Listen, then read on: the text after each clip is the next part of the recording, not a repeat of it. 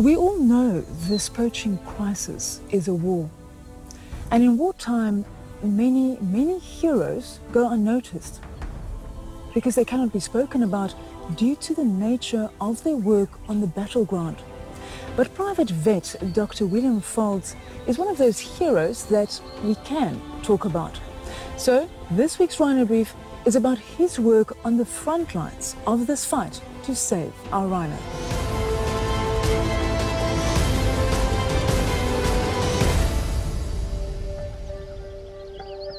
Wildlife is contained in protected areas of South Africa.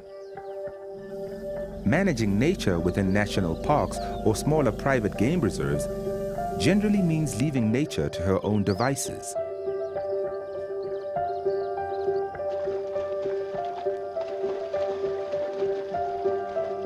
The golden rule for a wildlife issue is to judge whether human action is responsible.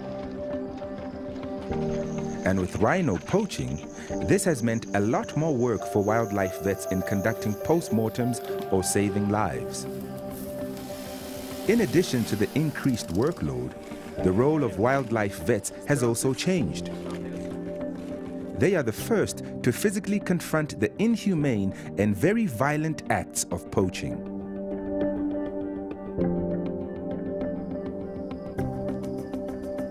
5 years ago when I started here, vets played a role obviously in conservation, but since we had the incident with Thandi, and that has changed completely now.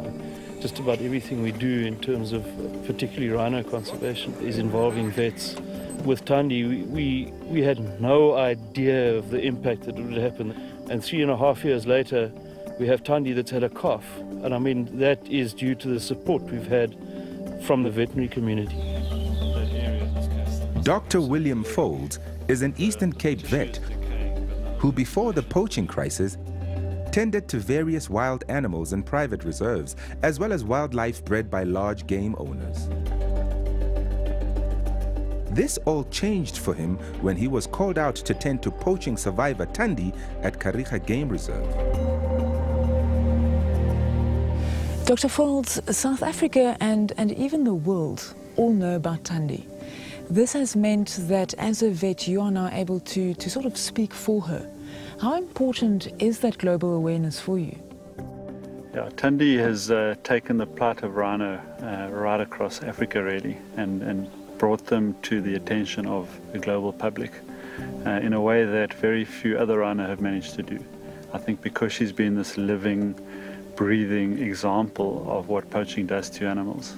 We've been able to share her story, and that resonates with people. So there's an enormous amount of responsibility on us to be the ones on the front line to try and stop this crisis. It is a global crisis. This is something that is going to involve people from around the world, and that's why it is so important to take the message of what rhino go through and get it out there. And locally, what have you done here in the Eastern Cape to continue that awareness? We're very aware that, you know, in order for wildlife to thrive, we need to involve communities. It's no longer good enough just to have a job from wildlife. So we're trying to integrate our efforts in conservation on the ground with education of the future generation, and just to instill in our children just how valuable these animals are to us. From motivating future youth leaders to taking the plea for our rhinos to Asia, Dr. Fowlds has also become involved with Saving the Survivors, an organization spearheaded by the 2 vets he called in to help on Thandi. Inspired by her fight for life, they are now taking care of another rhino survivor called Hope. Posts of Hope's recent operations have gone viral. On Facebook, her story has reached thousands, and formal media has her in 70 global publications, with donations flooding in, proving yet again that the public do care and want every single rhino to be given the chance to live.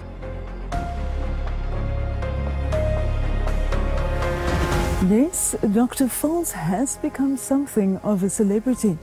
Last week he was in London giving awareness to our crisis. And last year I watched him inspire future leaders at the World Youth Rhino Summit. How fortunate we are to have a voice from someone deeply involved in the crisis, especially when there are so many voices we cannot hear. And that's your Rhino Brief from the heart of the Eastern Cape.